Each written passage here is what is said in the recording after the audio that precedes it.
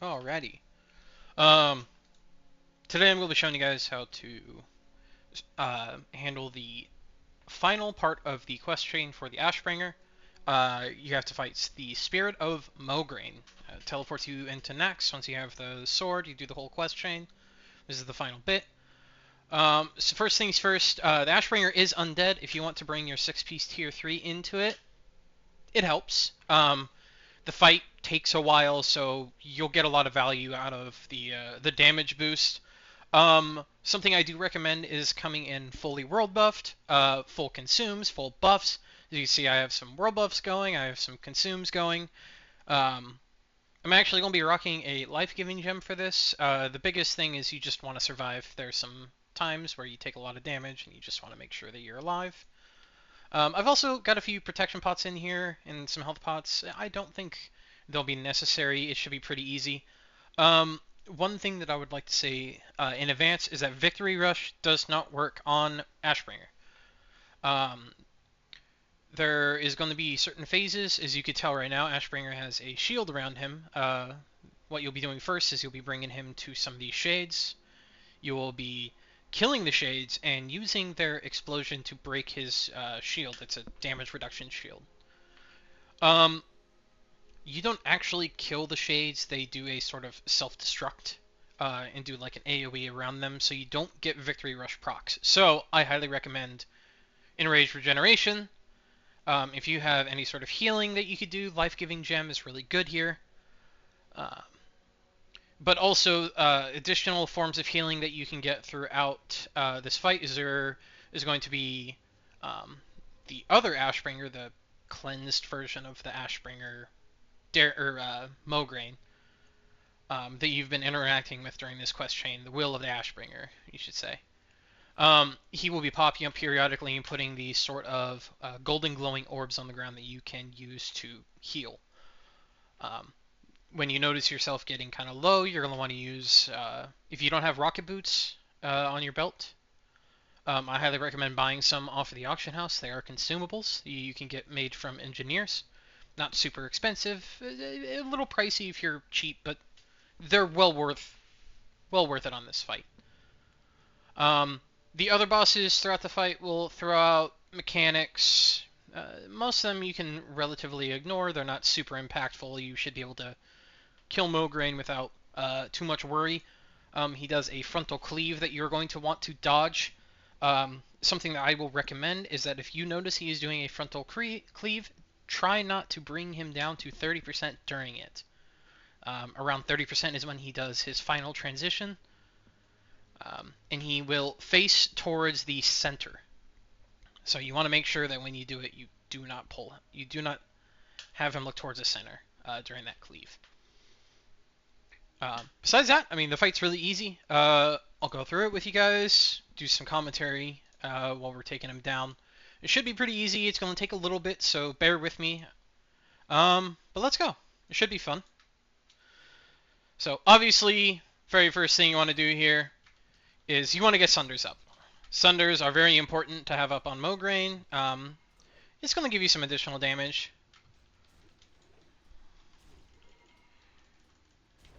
So if you notice, there's his cleave.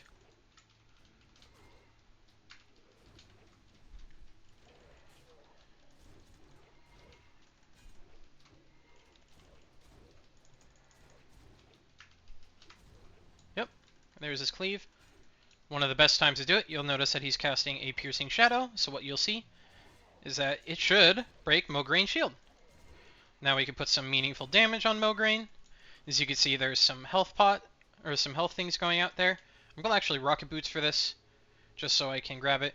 That frontal cleave does essentially go across the entire map, so you want to be very mindful of that.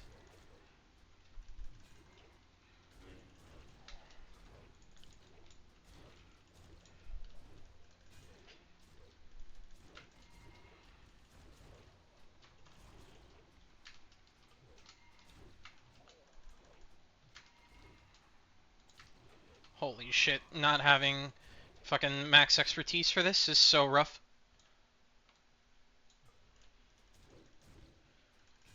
Also, one thing I do recommend as well is making sure that you are using the normal version of the Ashbringer during this. The amount of healing that you get from it is actually pretty impactful overall. You'll notice by the end of it, I'll show a sort of damage breakdown. You'll get to see how much healing it actually does throughout the entire fight, and it's pretty substantial actually.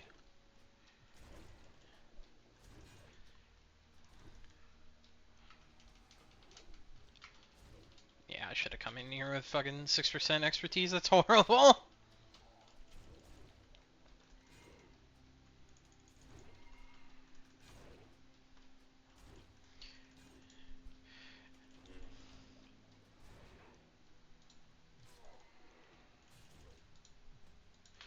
And this explosion does do damage to you, so you want to make sure that you're essentially kind of out of the way if it does happen. Let's just step out of the way for that. Let him do his frontal.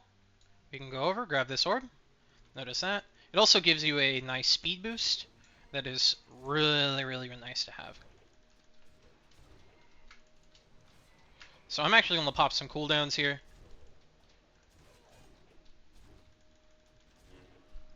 I should have popped them a bit earlier, but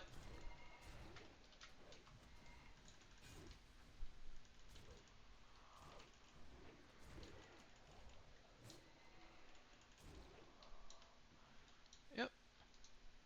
Easy peasy. Go and get ourselves. So you will see those come out from time to time. You can use Holy Protection Pots if you are worried about it. Also, you want to make sure that you're getting out of the puddles on the ground.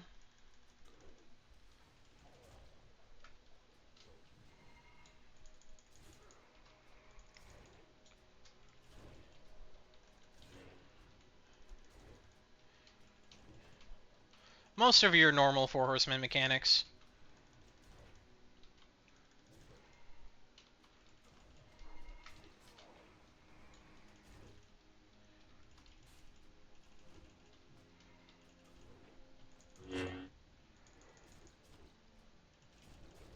Just struggling to kill this shade right now. Holy. Something you can also do as well is you can use the undead consecrated sharpening stones. The two-handers. Those are indeed something that you can use for this fight. In the meantime, let's just go and put some damage on this shade.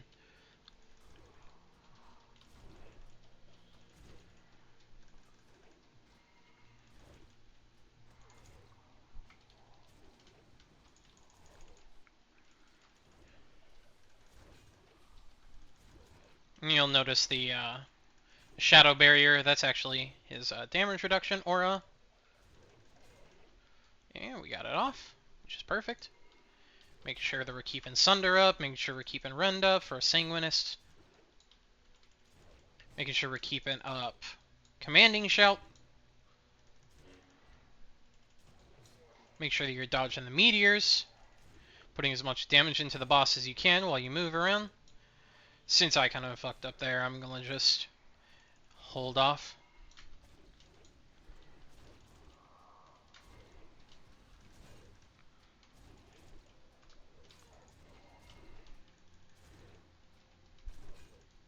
Make sure that you're dodging the cleave out.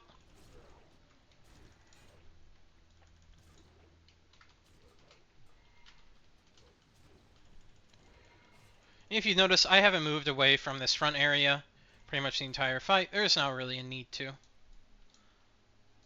I'll just come over here, grab my health orb.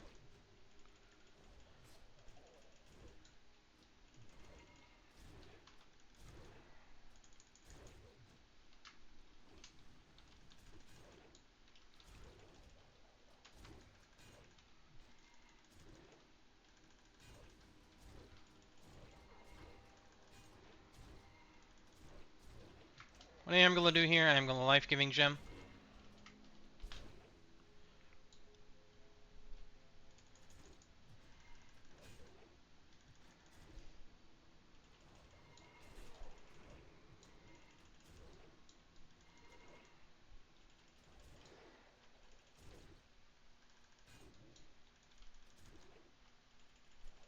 So this last part of it, he's going to transition. What you want to do is you want to stop all of these shades from stopping the Scarlet Commander here. There will be a few shades that come out.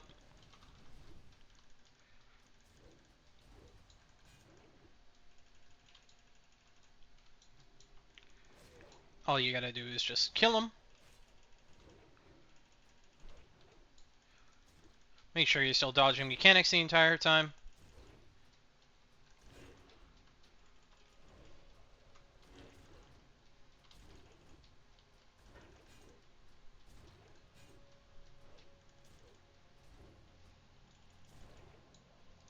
And that's pretty much it here.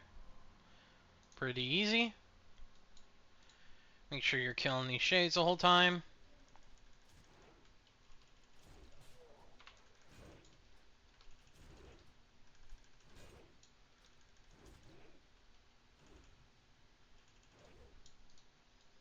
What I'm probably going to end up doing here, I'm going to go grab a health thing.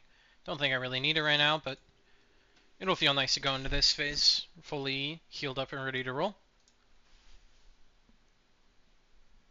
And that is most of the fight right here. That's it.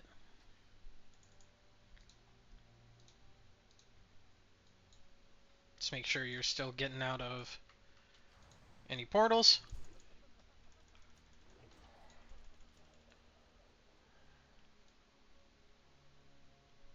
And that's it.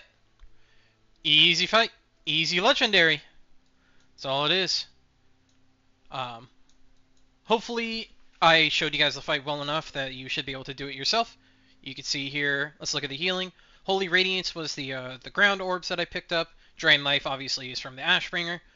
I mean, Bloodthirst and Rage Regen, Gift of Life. I mean, there's not a whole lot of healing coming on from there. I don't know why my Life Giving Gem did such little healing. That's actually odd. But overall, that is everything. I think I actually had my Fire Water run out halfway through it. Easy fight.